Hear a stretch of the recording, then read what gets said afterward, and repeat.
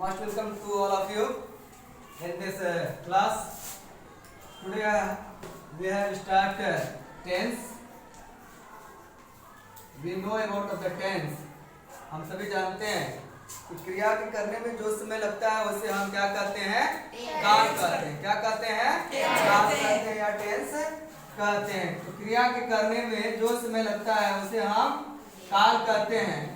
इस काल को जो है मुख्य रूप से हम तीन भागों में बांटते हैं। कितने भागों में बांटते हैं? तीन भागों में बांटते हैं।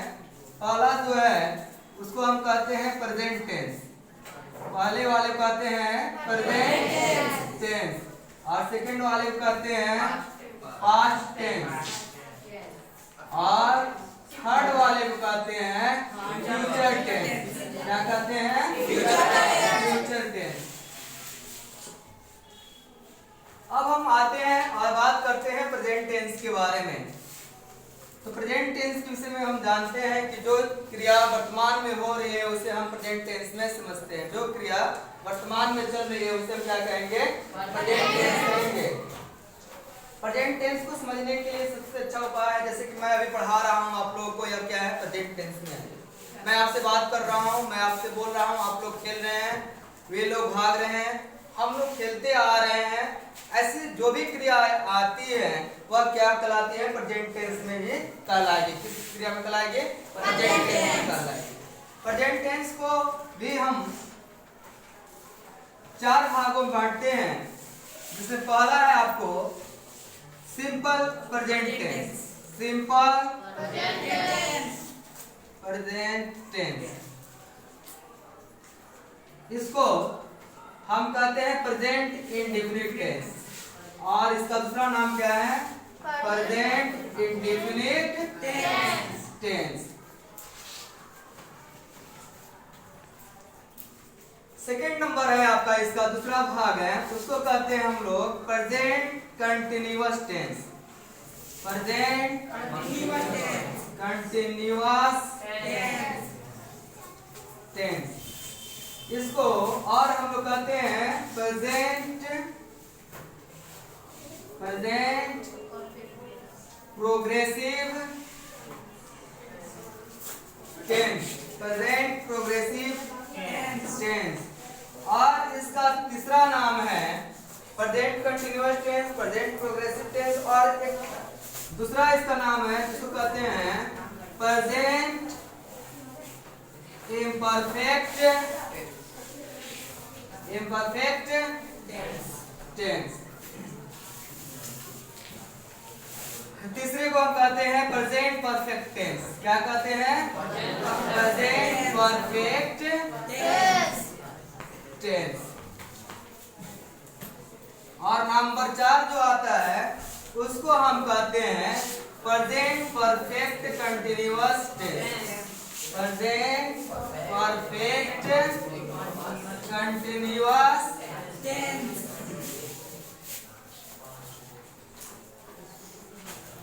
टेंस। अब हम बात करते हैं आपको सिंपल प्रेजेंट टेंस के बारे में। सिंपल प्रेजेंट टेंस के बारे में या प्रेजेंट इंडेफिनिट टेंस के बारे में। तो हम जानते हैं कि वैसी क्रिया जिनके अंत में ता है, ती है, ते है इत्यादि आते हैं तो हम उनको प्रेजेंट इंडेफिनिट टेंस या सिंपल प्रेजेंट टेंस में समझते हैं या उसका प्रयोग करते हैं। सिंपल प्रेजेंट टेंस को पहचानने का यह सिंपल नियम जो मैंने आपको बताया। अब इसको जो है आप जानते हैं सेंटेंस को भी बांटा गया है, इसमें आर्टिकल का भी प्रयोग होता है, इसमें हेल्पिंग वर्ब का प्रयोग होता है। हेल्पिंग वर्ब होता है, एक होता है आपको हेल्पिंग वर्ब, एक नंबर में होता है हेल्पिंग वर्ब और सेकंड नंबर में होता है उसको कहते हैं हम लोग मेन वर्ब। उसको कहते हैं मेन वर्ब। तो हेल्पिंग वर्ब में is, am, are, was, were ये सभी जो है आते हैं, लेकिन इसमें जो आएंगे तो इसमें हेल्पिंग वर्ब जो है नहीं होते हैं, केवल मेन वर्ब होते हैं। क्या होते हैं? मेन वर्ब होते हैं। इसको जो है बनाने का यह नियम है कि अफर्मेटिव सेंटेंस लेते हैं। Affirmative affirmative sentence. तो अफर्मेटिव सेंटेंस को हम क्या कहते हैं, हिंदी में कहते हैं सकारात्मक वाक्य। क्या कहते हैं? सकारात्मक वाक्य कहते हैं। क्या कहते हैं? सकारात्मक वाक्य कहते हैं। और सकारात्मक वाक्य को बनाने का यह नियम है कि सबसे पहले आप क्या करते हो, उसमें सब्जेक्ट लिखते हैं। क्या लिखते हैं? सब्जेक्ट। और तब क्या लिखते हैं जी? सब्जेक्ट। V1 जिसे कहते हैं हम लोग वर्ब 1 अथवा वर्ब 5। वर्ब 1 अथवा वर्ब 5। उसके बाद से क्या लिखते हैं जी? तब लिखते हैं हम लोग उसका ऑब्जेक्ट। क्या लिखते हैं? ऑब्जेक्ट। और तब लिखते हैं अदर वर्ड्स। और लास्ट में हम फुल स्टॉप का प्रयोग करते हैं। किसका प्रयोग करते हैं? फुल स्टॉप का प्रयोग करते हैं। इस प्रकार से अफर्मेटिव में जब हम देखते हैं कि सबसे पहले हम सब्जेक्ट रखेंगे, वर्ब 1 या वर्ब 5 रखेंगे, तब ऑब्जेक्ट रखेंगे, उसके बाद से अदर वर्ड रखेंगे और अदर वर्ड के बाद से हम फुल स्टॉप रखते हैं। तो ये अफर्मेटिव में कोई भी सेंटेंस बन जाएगी। जैसे मैं खाता हूँ, वह पीता है, वह दौड़ता है, वह भागता है, वह नाचता है, वह गाता है, वह सोता है, हम लोग पढ़ते हैं, हम पढ़ाते हैं।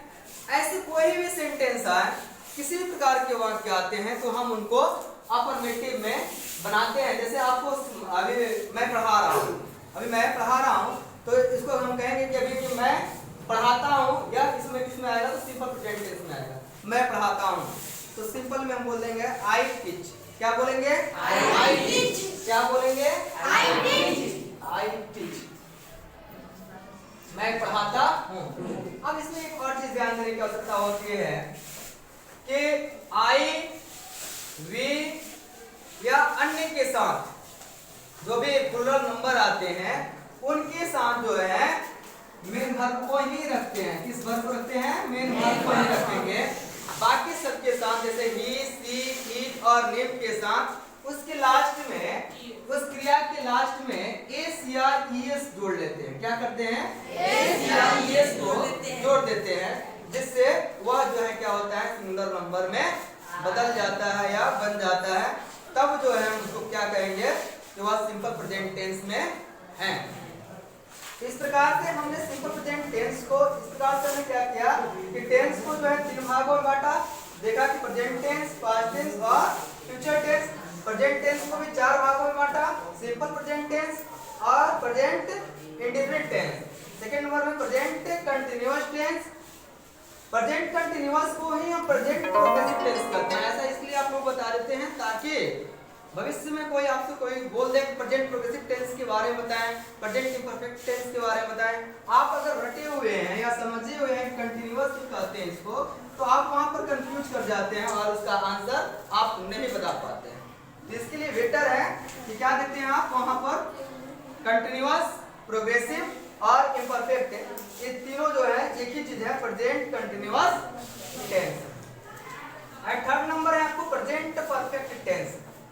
प्रेजेंट परफेक्ट टेंस और 4 नंबर है प्रेजेंट परफेक्ट कंटीन्यूअस टेंस। और इसको हम सिंपली जो है बनाने का जो नियम देख रहे हैं उसमें जो है अफर्मेटिव आता है, अफर्मेटिव के बाद से नेगेटिव आएगा, नेगेटिव के बाद से इंट्रोगेटिव आएगा, इंट्रोगेटिव के बाद से इंट्रोगेटिव प्लस नेगेटिव आएगा और तब जो है WH वर्ड आएगा। उसको इसी प्रकार से बनाएंगे और उसमें जो है क्या कर लेंगे, डू या डज का इस्तेमाल कर लेंगे। अगर इंट्रोगेटिव होगा तो, नेगेटिव होगा तो सब्जेक्ट प्लस वर्ब 1 या verb 5 plus not plus subject plus other word जोड़ लेंगे। इंट्रोगेटिव होगा तो डू या डज का इस्तेमाल करेंगे प्लस सब्जेक्ट का इस्तेमाल करेंगे और वहां पर हमेशा जो है वर्ब 1 का ही प्रयोग करेंगे और ऑब्जेक्ट प्लस अदर वर्ड। और यहाँ जो फुल स्टॉप का साइन है उस फुल स्टॉप की जगह पर हम यहाँ क्वेश्चन मार्क का साइन उतार देंगे। तब आता है आपको WH वर्ड। WH वर्ड में जैसे कि तुम क्यों खाते हो और क्यों रोता है, हम लोग क्यों पढ़ते हैं, वह क्यों नहीं पढ़ाते हैं, जैसे WH वर्ड प्लस नेगेटिव में जो आता है उसको जो है हम क्या देखते हैं कि WH वर्ड में वह क्यों नहीं खाता है, WH वर्ड प्लस नेगेटिव है, वह क्यों नहीं खाता है। और केवल WH वर्ड आता है तो उसको हम कहते हैं कि वह क्यों खाता है, वह क्यों रोता है, वह क्यों सोता है, वह कहाँ जाता है, हम लोग क्या करते हैं, हम लोग क्यों नहीं पढ़ते हैं।